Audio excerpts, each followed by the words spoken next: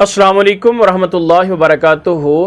तशहुद में क्या पढ़ना वाजिब है और क्या पढ़ना गैर वाजिब है। जब आप नमाज पढ़ते हैं, जब अत्तहियात की शक्ल में आप बैठते हैं, तो उसमें कौन सी चीज़ वाजिब है और कौन सी चीज़ वाजिब नहीं है। तो इस सवाल का जवाब सुनने से कबल आपसे वही इल्तिमास है कि आप चैनल को सब्सक्राइब कर दीजिएगा और बेल आइकन को भी दबा दीजिएगा। वीडियो अच्छी लगे तो आप वीडियो को लाइक भी कर दीजिएगा। देखें, अगर तो आप पढ़ रहे हैं 2 रकात नमाज, तो फिर आपने सिर्फ एक दफ़ा ही तशहुद में बैठना है।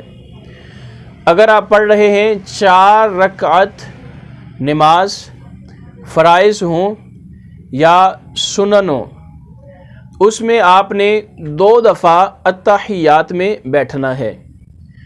अब जब आपने पहली दफ़ा अत्तहियात में बैठना है तो अत्तहियातु लिल्लाहि वस्सलावातु वत्तय्यिबातु अस्सलामु अलैका अय्युहन नबिय्यु व रहमतुल्लाहि व बरकातुहू, अस्सलामु अलैना व अला इबादिल्लाहिस सालिहीन, अशहदु अल्ला इलाहा इल्लल्लाहु व अशहदु अन्ना मुहम्मदन अब्दुहु व रसूलुहु। यहाँ तक आपने पढ़ना है।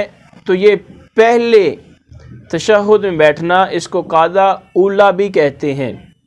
ठीक है, इसमें ये पढ़ना वाजिब है। ठीक है, अब आ जाते हैं दूसरी रकत में। जब आपने तशहुद बैठना यानी कि कादा अखीरा सानिया, दूसरी दफ़ा जब आपने अत्तहियात में बैठना है तो वहाँ पे अत्तहियात पढ़ना वहाँ पे भी वाजिब है।